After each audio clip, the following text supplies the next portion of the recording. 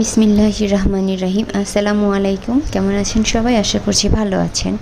আমরাও আল্লাহর অশেষ রহমতে ভালো আছি। আমি সকালে উঠে একটু রং চা বানিয়েছিলাম, বাচ্চাদেরকে দিব, নিজেও খাবো।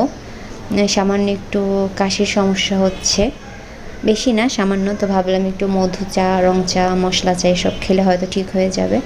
তো অল্প একটু মধু দিয়ে আমরা তিনজন মা ছেলে চা খেয়ে নিব। আর তারপরে তো বাচ্চাদেরকে নাস্তা টাস্তা খাইয়েছি। তাদের নাস্তা খাওয়ালেও হয় না, আউট কিছু খাওয়া দরকার হয়। মানে কি বলবো, আর কিছু না কিছু দিতেই হবে, নয়তো বা আমি নিরিবিলি কাজ করতে পারবো না। তো ঘরে মটর ভাজা ছিল, ওগুলোই খেতে দিয়েছি বাচ্চাদেরকে। তো ওগুলো খাবে আর আমি চলে যাব কাজে। আমি আজকে চিন্তা করেছি পুডিং বানাবো।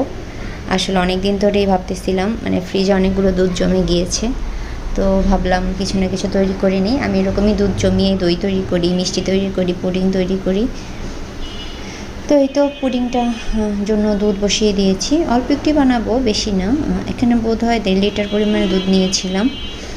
তো জাল দিয়ে 1 লিটারে একটু কম করে নিয়েছি। আমি 2টো এলাচ দিয়েছিলাম জাল দেওয়ার সময়। আর এটাকে ঘন করে নিব। যত ঘন করে নিব তত বেশি মজা লাগবে। সামান্য একটু লবণ দিচ্ছি, লবণ না দিলেও চলে, এটা যার আর কি ইচ্ছা। তো লবণটা দিলে আমার মনে হয় স্বাদটা না ভালো লাগে আর কি। তো চিনিও দিয়ে দিচ্ছি। আমি ডিমটা পরে অ্যাড করব, ফ্রিজ থেকে নামিয়ে রেখেছিলাম। ফ্রিজ থেকে নামিয়ে নর্মাল টেম্পারেচারে এনে তারপরে আর কি এটাকে ব্যবহার করব। আমি 3টা ডিম দিয়ে রান্না করব আর কি। তো এক চুলায় আমি পুডিংয়ের জন্য দুধ বসিয়েছি, আর এক চুলায় আমি দেখতে পেলেন আমি 2বার এলাচ দিয়েছি দুধে। তো প্রথমবারেরটা হচ্ছে পুডিংয়ের জন্য, আর পরেরটা হচ্ছে পায়েসের জন্য, মানে সন্ধ্যায় নাস্তার জন্য আমি পায়েসটাও তৈরি করে নিচ্ছিলাম। নয়তো বা সন্ধ্যায় মানে নাস্তা তৈরি করে খেতে গেলে অনেকটা সময় লেগে যায়। যেহেতু বাচ্চাকে পড়াতে হয়, টিচার আসে, তো ওনাকেও দিতে হয়, এজন্য নাস্তাটা আগেই তৈরি করে রাখছি। তো এই তো আমার পুডিংয়ের জন্য দুধটা জাল করা হয়ে গিয়েছে। আর 3টে ডিম নিয়েছিলাম, এগুলোকে এখন ভালো করে ফেটিয়ে নিব। তারপরে দুধের সাথে মিশিয়ে দিব, আর তারপরে একটু ছেঁকে নিব। ছেঁকে নিলে না পুডিংটা খেতে ভালো লাগে, দেখতেও মসৃণ হয়। তো এই তো আমি একটা চামচের সাহায্যে ভালো করে ডিমগুলোকে ফেটিয়ে নিচ্ছি। তো এই পর্যায়ে আপনাদের কাছে আমি আমার ভিডিওর জন্য একটি লাইক চেয়ে নিচ্ছি, আর সুন্দর একটি কমেন্ট চেয়ে নিচ্ছি।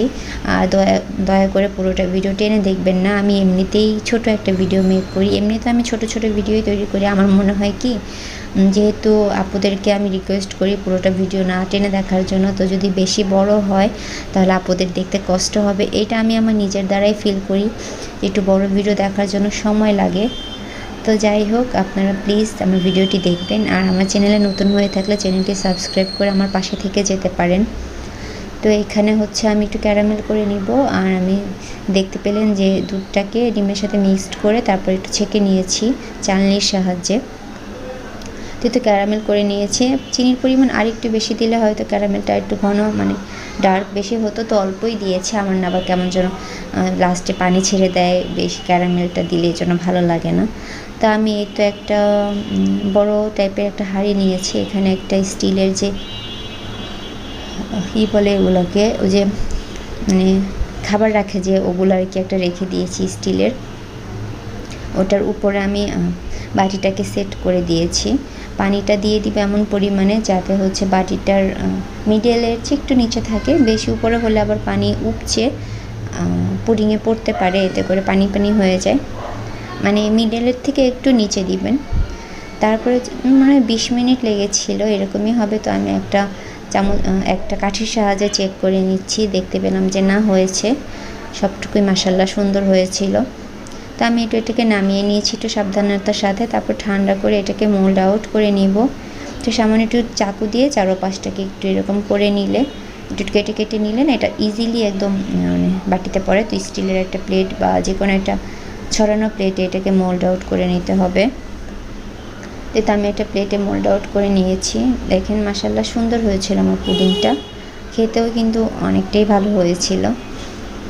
তো আমি প্রায় সময় এগুলো বানিয়ে থাকি। আসলে ভিডিও করাটা না সাথে সাথে একটু ঝামেলারই হয়, যেহেতু বাচ্চারা অনেকটা ডিস্টার্ব করে। কিছু বানাতে গেলেই বলে যে আম্মু হয় নাই, এখনও হয় নাই। দই বানাতে গেলে তো একটু সময় লাগে, কিন্তু তাদের অনেক অধৈর্য হয়ে যায়।